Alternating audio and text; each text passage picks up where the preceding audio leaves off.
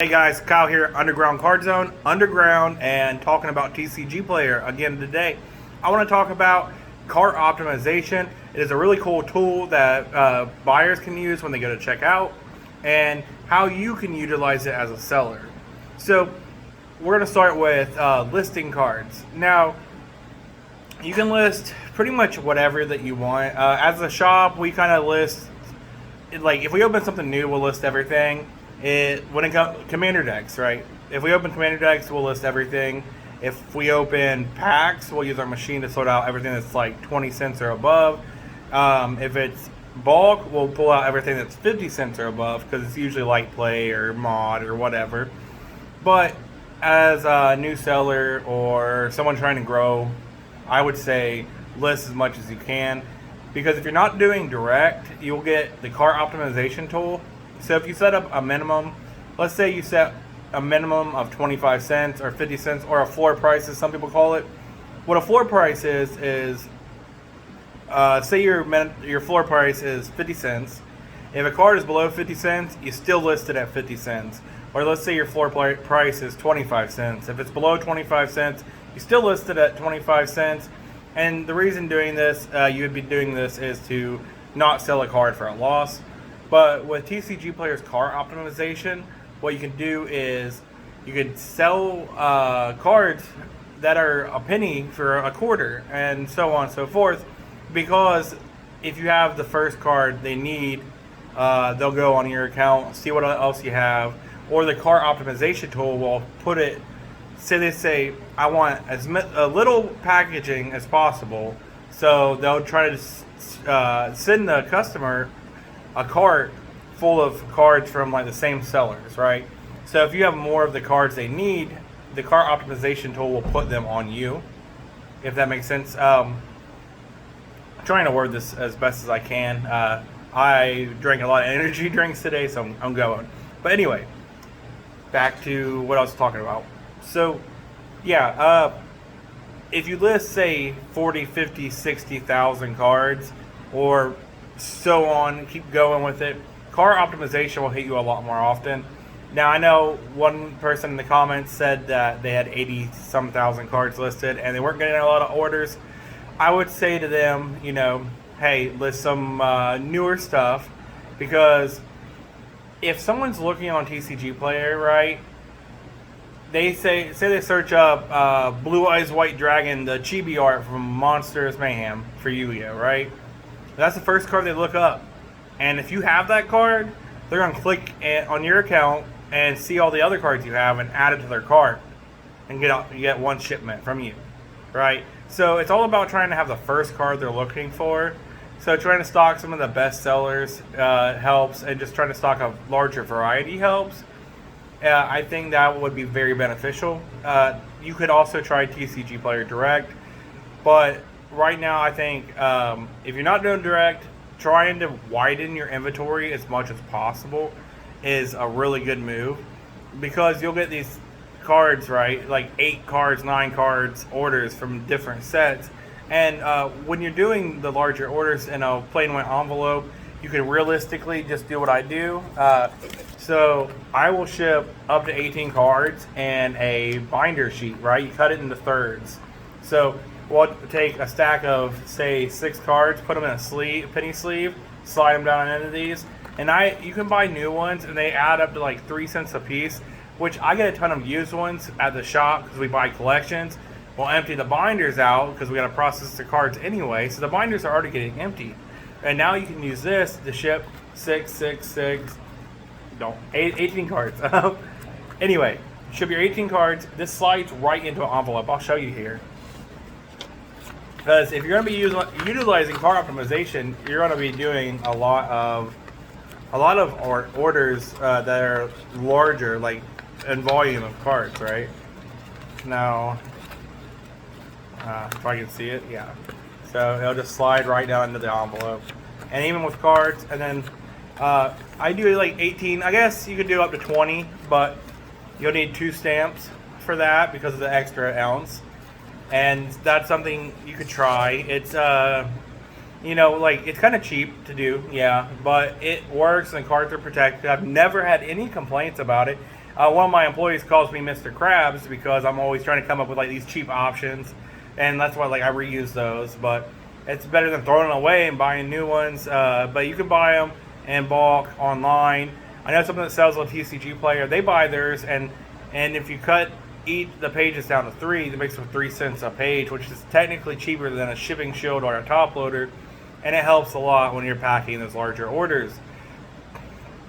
But yeah, so cart optimization is really just about finding, having the first card someone's looking for, and it could be something random, right? Like, say they're looking for Mystical Space Typhoon, and that's actually going to be a card that's climbing in value because of the new Mystical Space Typhoon support.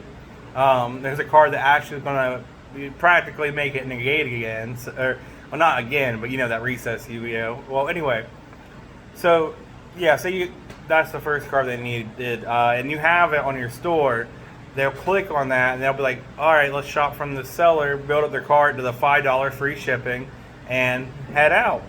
Now, so that's just one way of doing TCGplayer, right? So like you could do it that way, or you can go the direct way. Now, the direct is what I'm currently doing, but I have a store. I'm busy.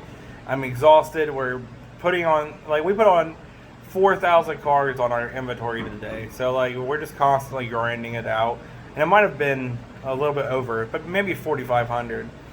Because, yeah, so we put 700 cards from our Magic Machine Swords, 3,000 from Commander decks, 500 Japanese Pokemon, and some other miscellaneous stuff online. So, yeah, Direct works for me. So, what I'm doing with Direct is a 10-cent floor price and $5 shipping.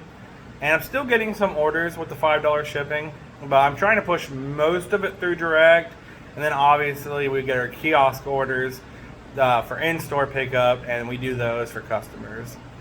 But before Direct, I had a 50-cent floor, or 49 cents technically, but we were getting 130, 140 orders a day, and I wanted more time to put cards online. That's why I switched to the $5 shipping with the Direct.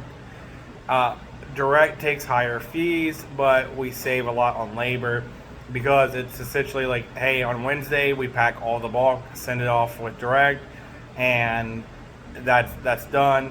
Instead of us doing it every single day, and then every other day we might have 5 to 20 orders that we pack with the $5 shipping, which takes us no time at all because we're used to doing 130, 140 orders. And then on Saturday we have we get the preferred Direct order, which is usually the more expensive cards, which is not a lot of cards, honestly. We're pulling that and having it packed in 45 minutes, and that's done with. So yeah, there's that Direct option. If your bulk's not moving and that's all you have is bulk, you could try Direct, but the problem with that is also another issue is it will not fire off until you hit $1,200, and or it might have been $600. Yeah, $600 in value for bulk orders for Direct, right? So cards will sell a lot faster, but you have to keep adding the inventory for Direct to be worth it. And yeah, if they order less than $3, the fees are 50%, which sounds atrocious, but if you actually do the math and break it down, it's worth it in my opinion, and that's coming from a shop. But take your own advice. Like, I'm not going to give you, complete financial advice when it comes to that. But personally, for me, it's worth it. You got to figure out if it's worth it for you when it comes to Direct. But if you're going to do not Direct and you're just listing cards or putting cards online, you're doing bulk, you need to add more substance to that bulk. Maybe open a couple new boxes or try to find collections that you can buy and add more higher value, higher ticket cards, right? Because if you have a $5 card on your inventory that is popular, someone might grab that and grab a couple other cards, or they might just buy that. But you have more opportunity there with the $5, $6 cards, or the $4. Say if you have the shipping free at $5, you have a $4.50 card. They might tack on some bulk cards to that to get to the $5 minimum. And I really think like that method does work well with doing the TCGplayer non-Direct, but you have to just freshen the inventory up. You really do, because yeah, you're not having the same customers buy from you all the time, but if you want to hit the first card they're looking for, that would help. And also, the more cards you have on the cart optimization, right? Say a buyer goes through and they pick from 8 different shops for these cards, right?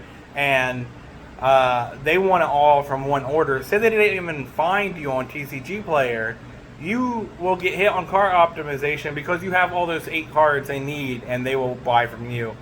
I've noticed a lot with like TCGplayer. What works really well for me is either free shipping or $4.99 with direct. But we've done 70,000 some orders now, and 40 or 50,000 of it wasn't even direct, honestly, and it worked really well.